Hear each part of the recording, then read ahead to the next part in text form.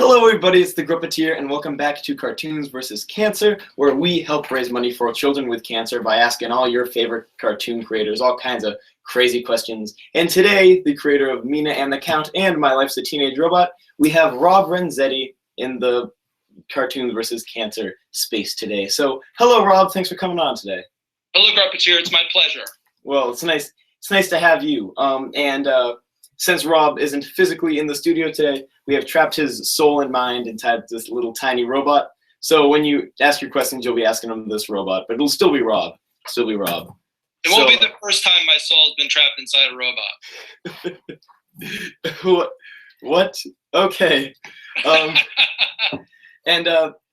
Obviously, robots. Your big break, your big show was My Life as a Teenage Robot. Which going through a little bit of IMDb and all that stuff, I found out it started out as My Boyfriend Was a Teenage Robot. How did that kind of evolve? Well, it really didn't start as My Boyfriend Was a Teenage Robot. That title got nowhere past a pitch to Fred Seibert, who was kind of in charge of it's not What a Cartoon. What was the Nickelodeon version of What a Cartoon? I can't even think of the name of the show that it started out on now. Oh boy, I'm blanking already. Anyways, it started as a short on Nickelodeon's short program, but before it became a short, I pitched it to Fred Seibert. I'll try and be short about this. Mina and the Count was a show that you just mentioned. That was what I really wanted to be my first series. And to that effort, I made one pilot at Hanna-Barbera. And then Fred moved from Hanna-Barbera to Nickelodeon, and he said, I want to do more with Mina and the Count. So I kind of followed him over, and I made 5 more pilots of that. Now, though the relationship between Mina and the Count was completely innocent, Nickelodeon just could never get comfortable with the idea of a little girl hanging out with a vampire. So I was supposed to actually make 6 pilots of Mina and the Count at Nickelodeon, and they basically canceled the last one. And Fred, much to his credit, rather than giving the spot away to another creator, said, well, Rob will still get that spot. So I pitched him a few ideas, one of which was tentatively titled My Boyfriend Was a Teenage Robot. And his suggestion to me was that after having gotten shot down with a show about a little girl who had a relationship with a vampire, it probably wouldn't make much sense to have a show about a teenage girl whose boyfriend was a robot. So I can assume. In mind, I went back to the drawing board. And it obviously got very popular. And since it ended, a lot of people have been trying to get it back. Do you have any plans to ever want to bring it back? Do you think there's more potential in the project? Well, I mean, I wanted to finish it off, and we never got a chance to do that. I would have done another. Was hoping to do a 4th season, and we got canceled in the 3rd season. So I can't say that I don't have other further ideas for it. I had further ideas, but as of now, there are no plans to bring it back. There's been very tentative talk from Fred about trying to pitch it as a movie. We haven't had one meeting about that, but that's pretty much gone nowhere. Now Nickelodeon is going back into their old library and reviving old stuff, but they haven't gotten to my generation of stuff yet. Yeah. I don't know if I'm sure if I'd be interested in bringing it back or not. It's been such a long time, and of course I've moved on to other things. I still have a lot of affection for the characters. I wouldn't necessarily say no to reviving it, but it's not something I'm actively pursuing right now. And do you know of the? I think there's something on YouTube about a team of animators that are trying to reboot it. Did you know about that? Yeah, there's talk and a movement of fans to do some fan episodes. They're calling them season 4 and season 5. I know about that. I check in with them, meaning I check their website every once in a while. I have nothing to do with it. I wouldn't want to have anything to do with it. I feel like if fans are going to make episodes, they should go ahead and make those episodes. I'll be curious to see what they come up with. But as far as that goes, I'm taking a very hands-off approach. I'm happy. It's a huge compliment to me and to the show that people are interested enough to want to make more episodes on their own. So it warms my heart. But beyond that, there's nothing I know about it besides that. And the show itself, a lot of people praise the stylized, all the Art Deco stuff, which it is very nice. Where did this fascination for Art Deco come from? Well, it kind of first of all, I have to give credit to Alex Kerwin, who was my art director on the show.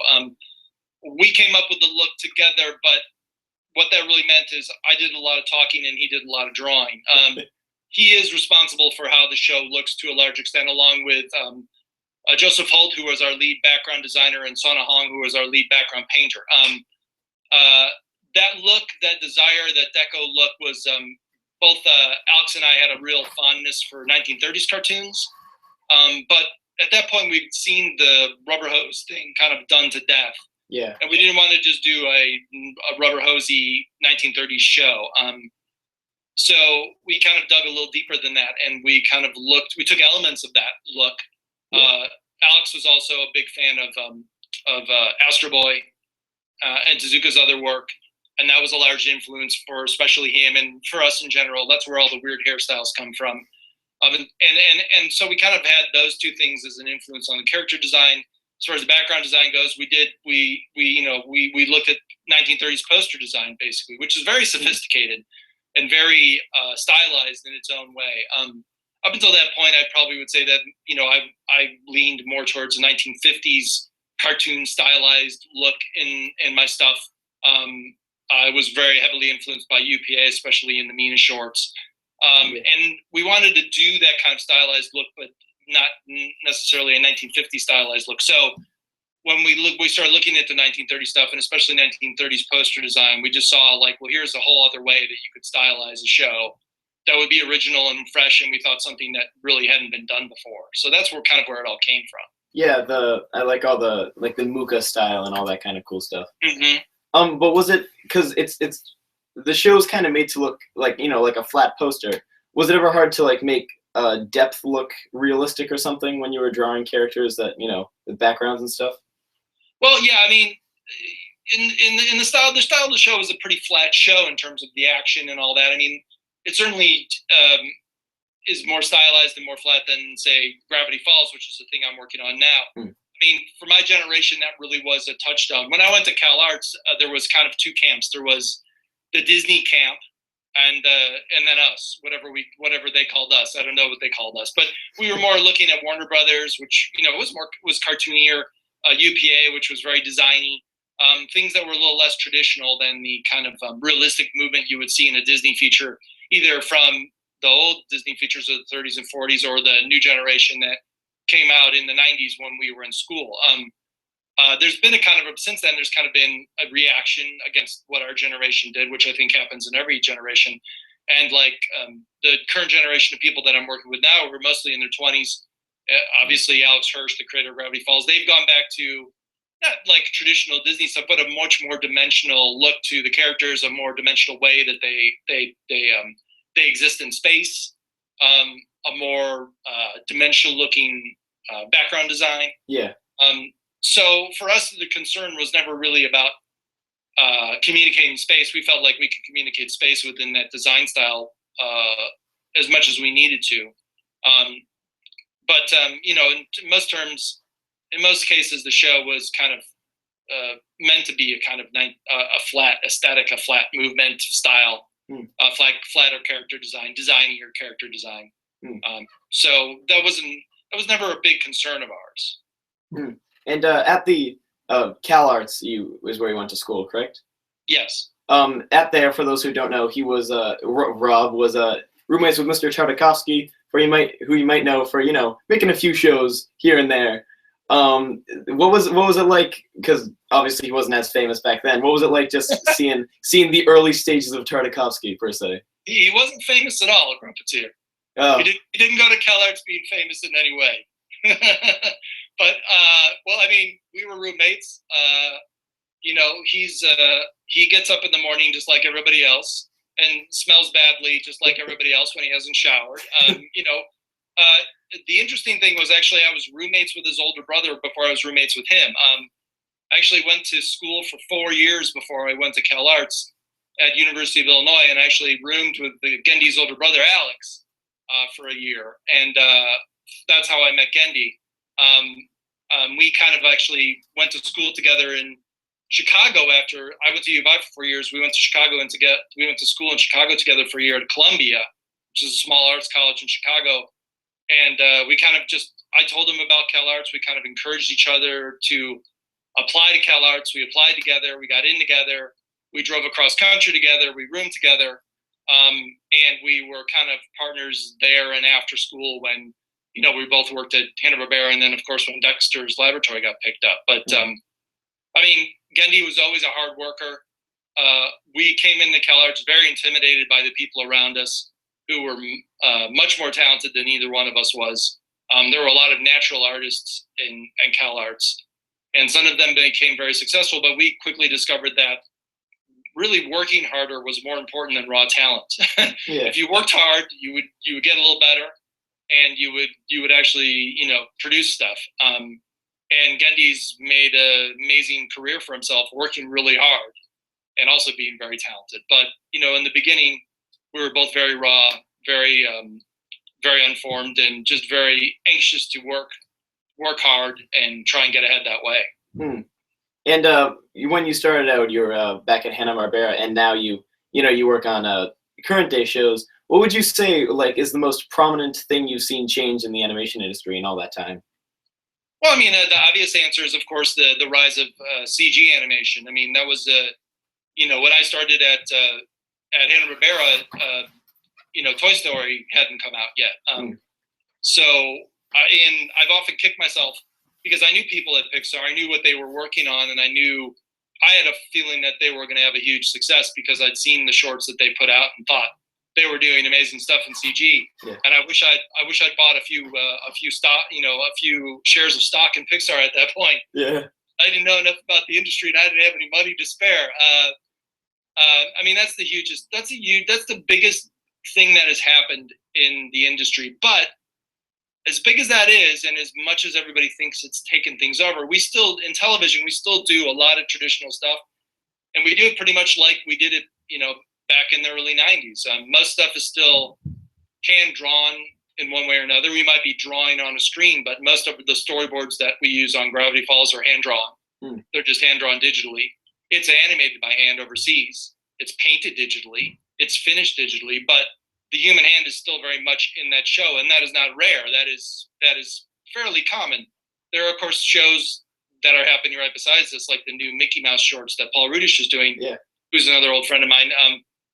Those are obviously done in Harmony, up north, and those look fantastic. But they have even though they're done in the computer, they still kind of have a hand-drawn aesthetic. So, of course, the rise of CG has got to be the biggest thing that has changed. But even though it has revolutionized features, it's left a mark on TV. But that mark on TV has been much lighter and hasn't stopped the traditional way of doing things from really continuing. And what a lot of people in Toy Story in particular, well, it's not exactly my opinion. A lot of people say, in the future, some CG looks a little bad or a little old. Would you say that using a stylized way would make it look still modern or such in the future? Well, I think that my one criticism of CG would be that for a long time, and I think this is true of any art form, they were trying to replicate real life without thinking about how you stylize real life. Now, that's a perfectly valid way to explore things. There's plenty of people that like Renaissance painting because it's perhaps the height of realistic painting that the people that worked back there were masters at depicting humans as they actually look. I tend to like Mannerists and Impressionists and more abstract painting, but that's just my personal style. So I would say my one criticism of CG would be that in an effort to replicate how things look realistically, when they fall short of that, the whole thing falls apart. I think the humans in the first Toy Story movie look very bad compared to how humans look now. But now human characters are being depicted as cartoon human characters, whereas back then they seem to be trying to replicate what actual humans like. And I think you'll always fall short of that mark in any art form. And I think it's sometimes more interesting to take some kind of perspective on what a human looks like, stylize it in some way, not only in how they look, but in how they move. I think, Gendy's efforts in the Hotel Transylvania movies show that that's a valid direction to go. Obviously those characters are more cartoony, especially for a CG movie. Yeah. And that's, of course, been both of our concerns and both of our style as we've worked in the industry. What do you mean by stylized real life? Well, I mean, like if as far as looking at a human being, that's something that exists in real life, but you can stylize your representation of that character. So, like they do in The Incredibles, those characters are human characters, but they're cartoon human characters. They don't look like they're not trying to look like what a real human looks like. They're not following proportions of a real human. They're not trying to replicate the anatomy of a real human. They're not trying to replicate how arms or legs actually look on a real human. They're not looking to replicate the musculature in a realistic way. It's based on, our world, but it's been tweaked and cartooned and stylized in a way that will make it work and make it pleasing to watch. There's that whole, the Uncanny Valley, the whole idea that, the closer you get to trying to replicate what an actual human looks like, the more unappealing it is. Yeah. You dip closer and closer you get to actually replicating what a human looks like. If you don't make it all the way, the appeal of it, falls into a very deep valley. And I believe in that theory, and I think it's true. And I think most people who look at our work think that the stuff that is trying to look super, super realistic usually falls short because we know what the real world looks like and is not the most appealing way to do something. And people in the audience, do remember you can ask Rob questions in the comments below. It looks like we have one right here. Jenny Wakeman, who I don't think is the real one, said, would Sheldon and Jenny get together in seasons 4 or 5 if they were made? Well, this is probably the biggest question out there for fans of the show. And I have to apologize because I think it all stems from an offhanded comment I made in an early interview when the show was going on, where I said that I was rooting for Sheldon. Being a nerd myself, that I was rooting for Sheldon and Jenny to get together versus Brad and Jenny getting together. We had no clear plans to do that. I know that that's going to, bust a lot of Sheldon, Jenny fans' hearts out there. Yeah. I'm not saying they wouldn't have gotten together. I'm not saying they would get together. We really hadn't planned that far in advance. I have an idea on how I would have ended the show, but in any creative enterprise, once you dig in and start trying to figure series ideas out and show ideas out, some things change. So they may have gotten together, they may not have gotten together. She may have ended up with nobody. She may have ended up with somebody that we had never been introduced to. The romance part of the show was always meant to be a minor part of the show and meant for humor. Of course, fans have a way of digging into that and making it a full-blown soap opera, which I'm fine with. I just necessarily do not come down on either side of the Sheldon Brad fence, and it doesn't really concern me as much as other aspects of the show. So my ultimate answer, I think, would be that Jenny should mature enough to be happy by herself, and that she should be happy with who she is. And that was the main concern of the show, was really watching Jenny grow and go from hating her job and hating who she was and wanting to be like everybody else to being someone who liked who she was, enjoyed being a superhero, enjoyed who she was, and enjoyed her life. Oh wait, what's it looking like? Okay. Well, it was a matter of time. As many of you in the audience do know, Rob does work on Are you the head story guy on Gravity Falls? My official title is supervising producer, which means that I basically just have my fingers in every aspect of the show. I went to all the story meetings. I sat through all the storyboard pitches. I sit in all the editing sessions. I go to all the mixes. We had our last mix on the show yesterday. So I contributed to everything, though I'm not the sole author of anything. Well, the comment reads, and please don't give too much away, I guess, but can you give us a flavor of what the finale might be like? Well, I would be hard pressed to say anything about the finale without Alex Hirsch hunting me down and killing me. Luckily, he's away for the holidays for 2 weeks, so I have a little bit of time. I will just say that the flavor of the finale is going to be epic. It is going to be far-reaching. It is going to be surprising. It is going to be suspenseful, and I hope it will be satisfying for all the fans out there. And I hope so too. So there's your flavor. That's your appetizer until you get the main course. All you fans out there. Tyler Morlock is asking, is it true that there is an unaired episode called The Mojo in the Dojo, I think is what that says.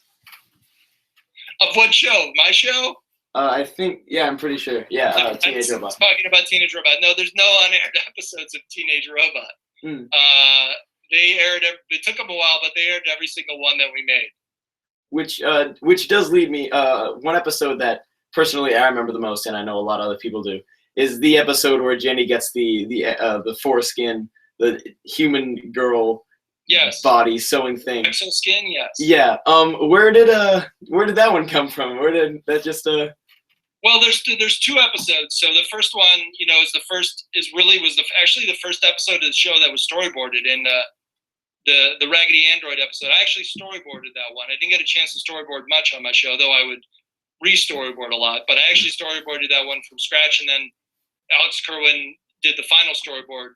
We were hoping that way we basically have a kind of an early model sheet of what Jenny should actually look like. I think you guys are probably talking about the return of Raggedy Android, which is the one where the suit reveals itself to be alive and turns Jenny into a regular girl. Is that the one I think you're interested in? Yeah, that's what it says.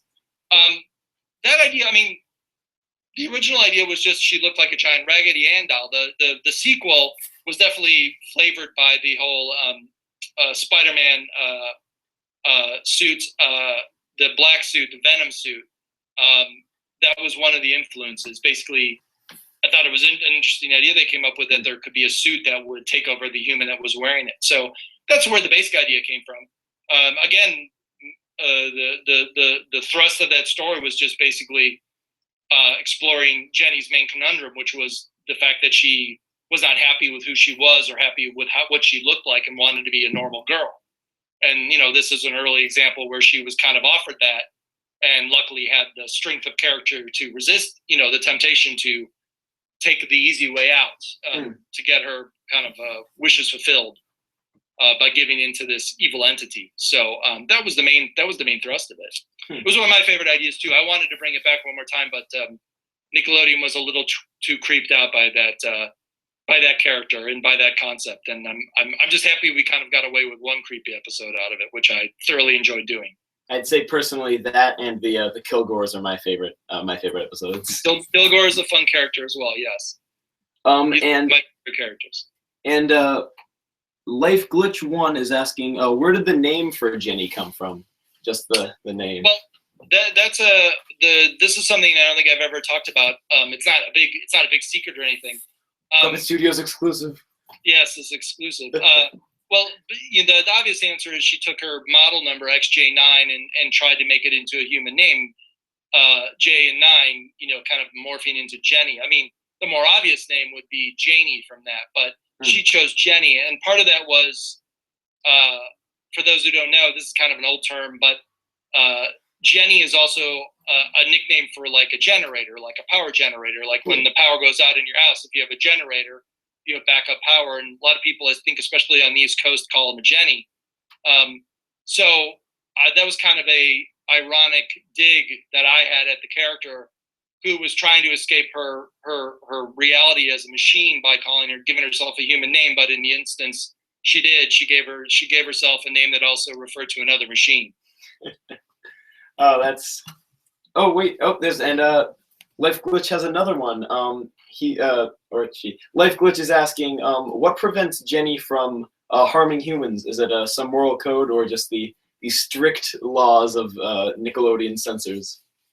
Well, she has done some harm to humans, though it's minor. She's had her moments with Bert and Tiff and even Sheldon, but no, I mean, I was a big fan of Isaac Asimov's writing growing up. I read all the Foundation books. I read all his other robot books, and of course, Asimov has those 3 laws of robotics. And I kind of always assumed that Dr. Wakeman incorporated those into Jenny's basic makeup so that there were inhibitors inside of her that would stop her from doing any kind of harm. But there's been a few instances where she, especially like in the last episode, where her and all her sisters turn on Wakeman. So I don't think she's incapable of harming humans, but I think there's a strong programming inclination towards not harming humans. And also her genuine good nature as a being doesn't allow her to hurt people. That she is indeed a superhero. She has the moral code of a superhero as well, so she wouldn't harm anybody that didn't have it coming to them. And kind of circling back around to when we were talking about Mr. Tartakovsky, are you yourself excited for the new Samurai Jack reboot? I am. I think depending upon how the timing works out, I might do some work on it, do some timing on it if the timing works out. Of course, I'm very excited to see how the story continues, and I think his intention is to wrap it up and do the finale that he's always been dreaming of, though he hasn't said that specifically to me.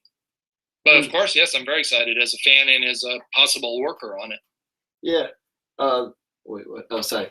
And another kind of circling back to your show, another thing a lot of people remember is Brad's Miki Momo song. I have always wondered where did that come from? Was that just a? I think one of our storyboard artists, Brandon Cruz, came up with that. And I don't know. I think it comes from somewhere else, but for the life of me, I can't remember. Our show was outline driven, which means that the storyboard artist would get a few paragraphs that would basically give you the outline of the story. They would break it down, but it would be like a page synopsis. Or two. So every piece of dialogue, every piece of business isn't figured out. They have to come up with a lot of it. They have to come up with a lot of the gags. They have to come up with a lot of the dialogue. And Brandon just came up with that song. Is something stupid for Brad to be doing in the opening scene of the show. So honestly, I think there is some cultural reference that it has, but I can't think of it off the top of my head because I didn't come up with it. Well, it's definitely made an impact on our culture. I guess so. I don't know. You never know what's going to hit with people, and that's definitely a surprise. And it did have a lot of goofy songs and all kinds of funny things. Do you ever find yourself just pulling a quote out in your daily routine? Yeah, every once in a while, yes. It's hard for me. My wife and I, like every long-term couple, have little quotes and little snippets of dialogue and little in-jokes, and some of them come from the stuff I've done. But sometimes I can't remember what the reference is. But yeah, no, there's little things that come up every once in a while. What's that? I think the most one that comes up the most often though is for me in the count, which is we use the phrase "What do you want to do to me now?" Every once in a while when we're torturing each other with some horrible task. In the comments, Stev Raybro, oh hi Stev, he's a bud. Is asking, speaking of the recent Nickelodeon reboots, and I know we already talked about rebooting, but if Nickelodeon came up to you and asked to do a reboot, would you just be on board with it? Possibly, yes. So I'd have to take a long, hard look and see if I'd have to know what the size of it was, whether we were thinking, another 3 seasons, another 1 season. I might be interested in getting this story wrapped up. There were some ideas that we had that we didn't get to do. Yeah. So we were planning on a 4th season. But at the same time, I'm never one to look back. It's been close to 10 years since the show wrapped up. I am interested in doing other things. I have other ideas. What form those take, I don't know. But I would possibly be interested, I guess is the answer. I don't know. It always depends on the details. Earlier in the interview, you said that if you would want to bring it back, you might do a movie. Do you think you'd return to the normal style, or do you think you'd try another art style or another form of animation? I don't know. There was talk. I mean, the movie would probably be a reboot, which would mean like retelling the beginnings of the story. At least that's how I had conceived of the treatment that I wrote up, to introduce it to a wider audience. If it was a actual feature film in the theater, it would probably end up being CG. there's been some CG depictions of Jenny that I thought were very successful, and that carried over the style into a 3D environment. I love the style of the show. I would want to keep it relatively the same. I think after 10 years, there'd be some inevitable updating, but I wouldn't reinvent it again. I wouldn't reinvent it the way we had reinvented it from the original pilot to the show. I like the way it looked, and I'm happy with it. I'm proud of the way the show looked, so I wouldn't radically reinvent it. And I don't know if you've seen the new Peanuts movie. If you haven't, it's very good. I recommend it. But they kind of do a 3D animation on a 2D plane. Do you think that's kind of something you want to do, or just full 3D models? I don't know. Yeah, no, I've only seen snippets of it yet. I haven't seen it yet. I plan to, but so I can't comment directly on what they did. But I mean, I think it would be a stylized CG. Hopefully along the veins of what Gendy has done with Hotel T movies. I would want the background design to be something more stylized, somewhere along the lines of the show. How you would translate it into a 3D environment, that would be a big challenge, but I feel like it's a challenge worth doing. I wouldn't be interested in just doing a CG movie that looks like every other CG movie. To me, that wouldn't be an artistic challenge. It wouldn't be an interesting challenge. It wouldn't be. I don't think the world needs another CG movie with realistic backgrounds in it, quite frankly. How do you, kind of on the veins of that, how do you feel about realistic, trying to draw things just to make it imitate real life? I mean, like I said earlier, I think I don't think it's the smartest way you can go, because I think you'll always fall short of real life. I think the inclination, especially in CG features, if that's what we're talking about, but in general, the inclination is towards real life. So I think that will always be out there. I think it's more challenging to try and come up with a different take on life and what it looks like. I think it just adds to the conversation, into the history of art out there, to come up with something that has a definite different perspective on it, rather than just a replication of life. Because we have life, we have live action features, we have photography. They do the best job of replicating real life, much better than someone using more removed tools, like tools like pen and paper, like computer graphics. None of those things are as close to real life as live action or photography can be. And I think I think the industry has been stuck in that mode. And I think it would be more interesting to see those tools used to different ends. Have you seen, there's a new feature out, I think it's called A Boy in the World. Have you seen that? Have you seen any images for that? It's a very small feature. No. It's really wonderful, and it's very stylized in a completely different way, but done in the computer. It's definitely worth checking out. I would recommend it to everybody. It really had a beautiful story as well, mostly done without dialogue, done in Brazil, and the director came and screened it at Disney, and I was very lucky to see it there. It's got a very limited release. It may still be out in the theaters. It's getting a very limited art house release in the U.S., but it's definitely worth tracking it down. It's called I think it's called A Boy and the World. A Boy in the World. Remember that. Boy in the World. Go look it up. Definitely worth seeing. Yeah, I know. There's definitely some, Waltz with Bashir, the Little Prince movie, the Song of the Sea, all kinds of, different kinds of stylized. Well, the Song of the Sea isn't exactly CGI, but but Song of the Sea is a beautiful film, and there should be a space out there for those kind of films. And I'm glad that it has had the success it had. It deserved more. But I was glad I caught it in theater, because I really enjoyed seeing it in the theater.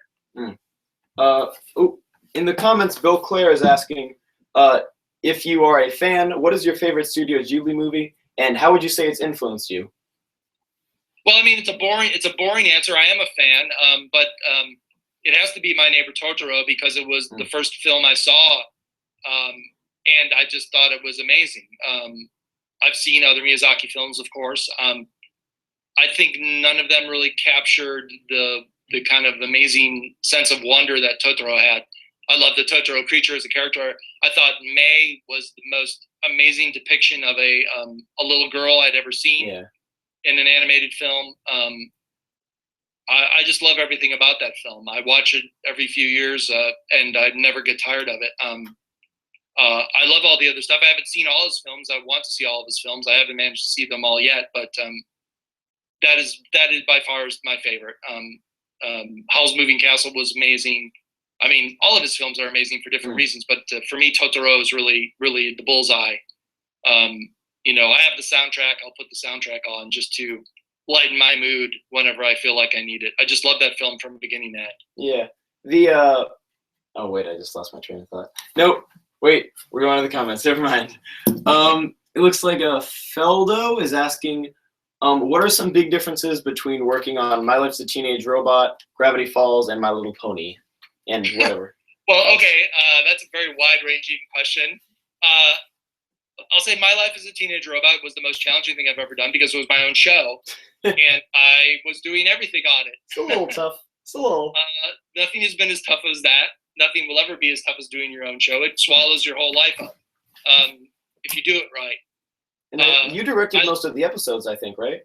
What's that? You directed most of the episodes? Yeah. I mean, I did a lot. I worked 7 days a week. I worked 7 days a week for a few years in a row. It was a long process, and that's why when I say I would have liked to done a fourth season, I mean I would have liked to done a fourth season, not a fifth, sixth, and seventh season. I would have been done after a fourth season. I would have needed a break. My Little Pony, I was a story editor on. That was a very different gig.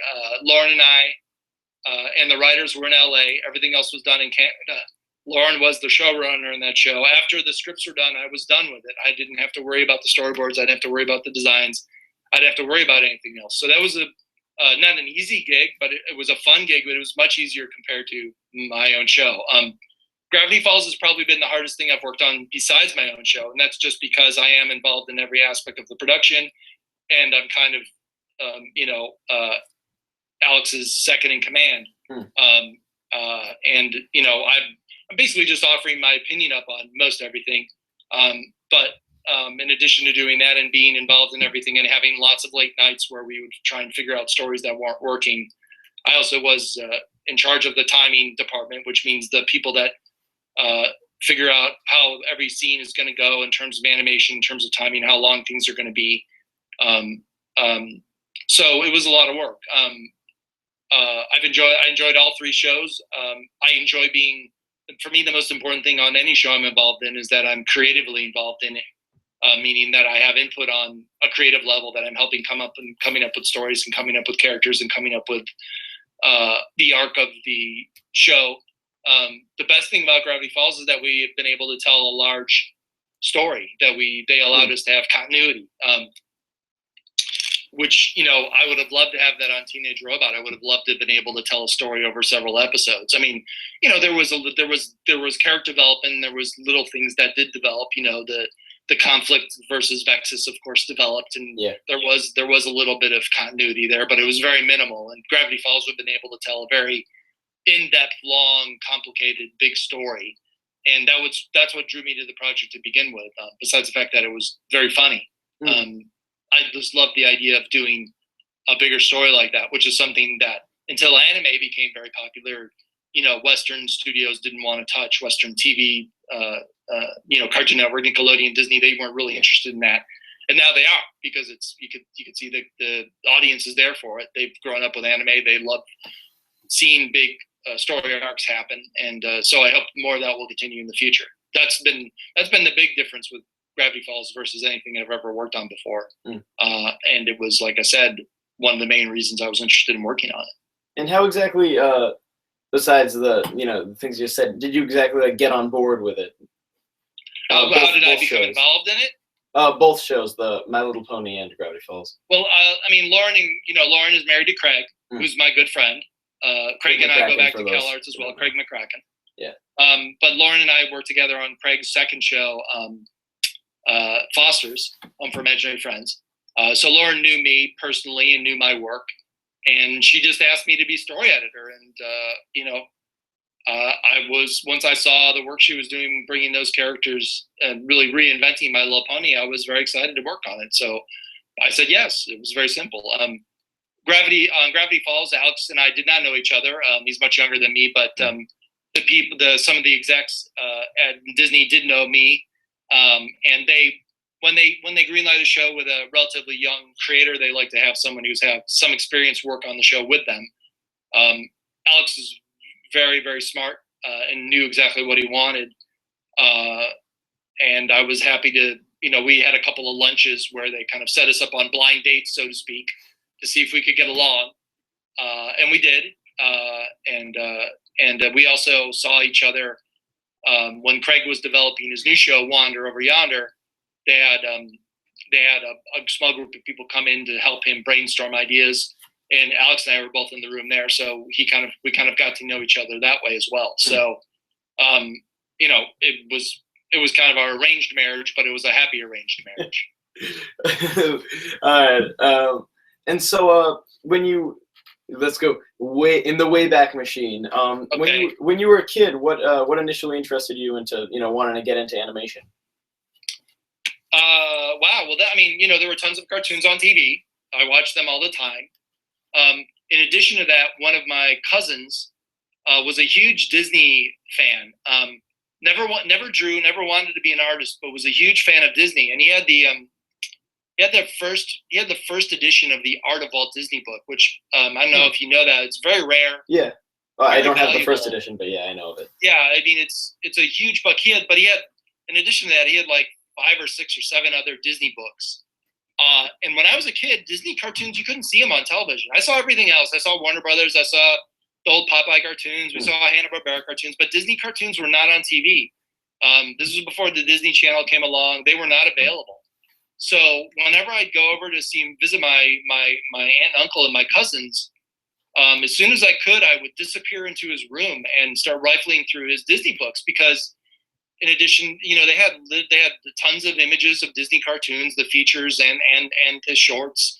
They would do little basic comic versions of some of the shorts. Like in the middle of the book, there would be frame by frame representations of like Mickey's rival, where Mickey is taking Minnie out on a picnic, and this other mouse shows up and is rivaling him for Minnie Mouse's affection. And I was just fascinated with those books from beginning to end. That and just a natural desire to be a cartoonist, those really kind of launched me towards what eventually became my career. Those were kind of like your aha moments. Yeah, I should say before all that, when I was super young, my mother I would have my mother draw cartoon characters for me. She would just look at a picture and mimic it. She was a really good mimic. And then she would cut them out for me, and I would use those as kind of paper dolls to play around with when was very young, like 2 or 3 years old. Yeah. And then in a couple of years, she got tired of doing that, and she said, "You draw it for yourself." And that's when I started drawing, was when she would refuse to draw for me and cut out my paper dolls for me. So I had to start drawing them myself. And I never cut them out. I didn't ever go that far. I just started drawing them. Did you do you remember the first just pictures, the first Disney thing you saw after looking through all those books? The first, you mean the first Disney film I saw? Yeah, I guess so. I remember it vividly. They released the original Freaky Friday, where a daughter and a mother switch bodies. Yeah. A 1970s film. I'm dating myself very, very, very, very, very succinctly now. It's all right. That came out in the theater, and they put the Mickey Mouse short, the band concert, in front of it, just as a bonus. Oh yeah. And I went and saw that. I was just like beside myself with excitement to see a cartoon in the theater. Yeah, that was one of the first color ones. A Disney cartoon. That was the first Disney cartoon I ever saw. Yeah, and that was one of the first color ones, I think. It was one of the first color ones. Yeah, and it was great. I loved it. Had all the main characters. Had a very early Donald Duck. It was good. It was great. And at what point did you decide that you like drawing so much, maybe I should just try to make a living out of this? Well, I kind of decided and then undecided for a while, because when I grew up, as I was going through high school, I wanted to be an animator, but I didn't know what to do about it. But right when I was finishing high school, basically the whole animation industry kind of went in the toilet. Disney had released a film called The Black Cauldron. Yeah. And it had done horribly. and the rumor was that they were going to stop making feature films. There wasn't a lot of new animation going on TV. And so it didn't really look like there was any way to get a job in animation. So I decided to go to University of Illinois in Champaign-Urbana, which was downstate from the suburb of Chicago I lived in. And I went there for graphic design. I didn't get in the graphic design program, so I ended up becoming an art history major. And luckily, while I was in school, those 4 years, Roger Rabbit came out. Yeah. The industry kind of turned around. By the time I was done, I'd found out about CalArts, and I had applied. I didn't get in the first time I applied. Then I went to school in Chicago for a year, which is where I met Gendy. And that was the year that Little Mermaid came out, as well as All Dogs Go to Heaven. Oh, yeah, 89, I think. Yeah, and it was around 89. And I reapplied. Gendy applied to CalArts. We both got in that year, and that was kind of it.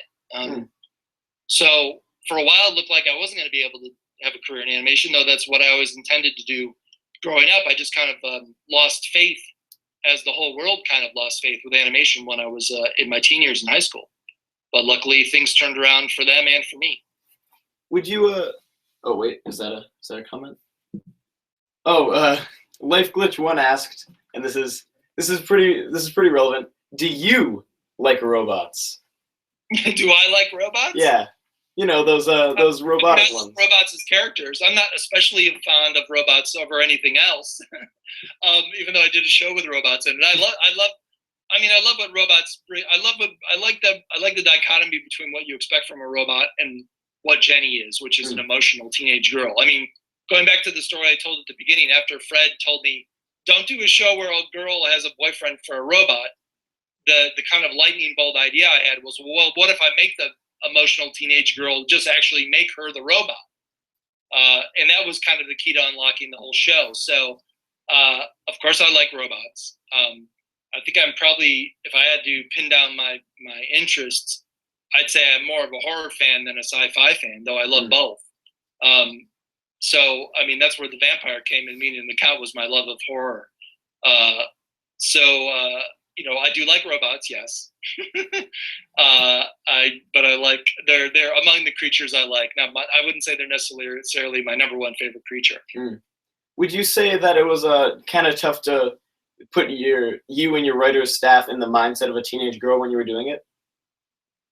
Sure. I mean, I wish if I had some teenage girls that were willing to be writers on my show, that probably would have been useful.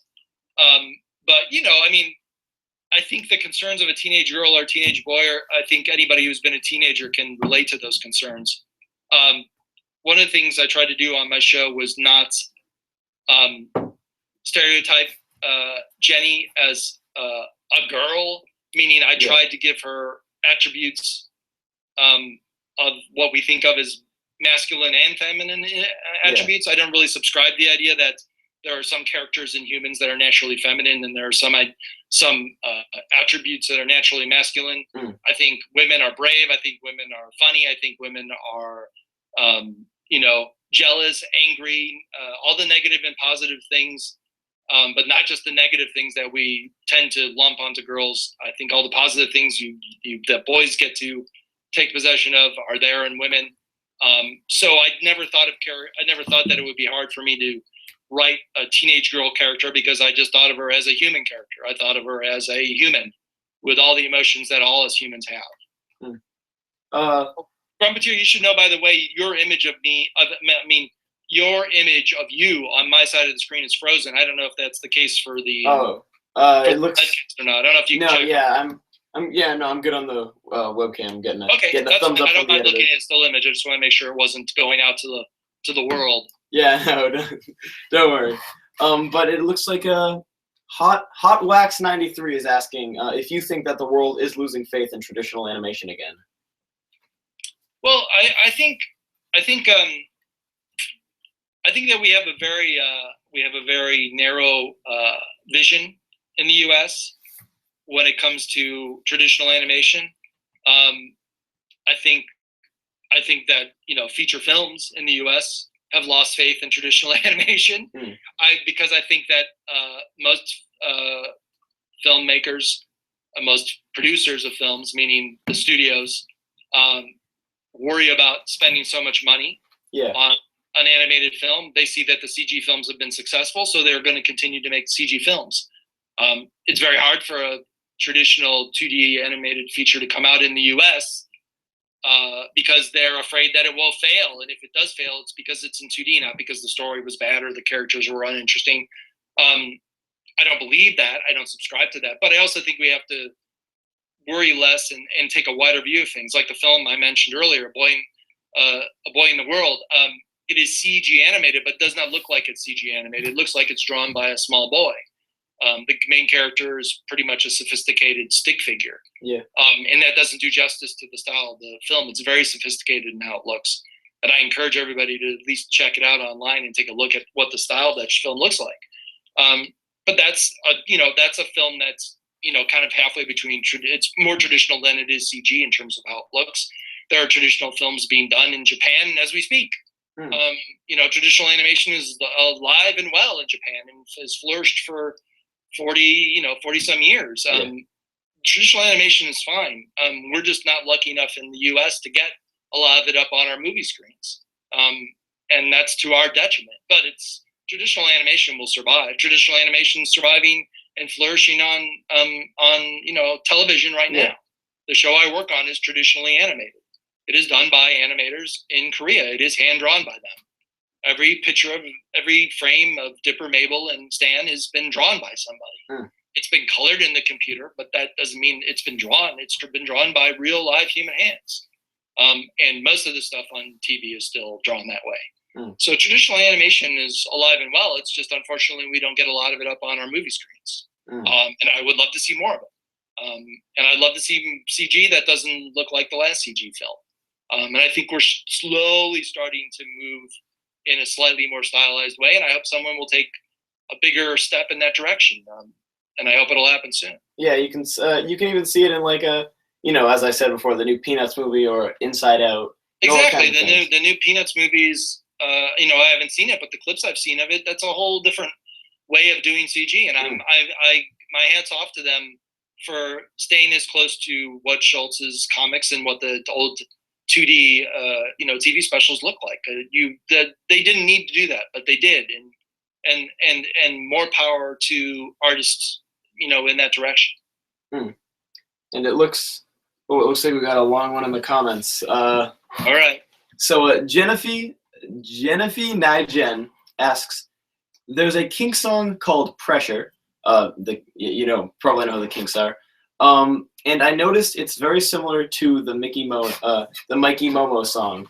I know we already talked about the Mikey Momo song, but would you happen to know if it is at all a reference to that song? I don't know. It might be.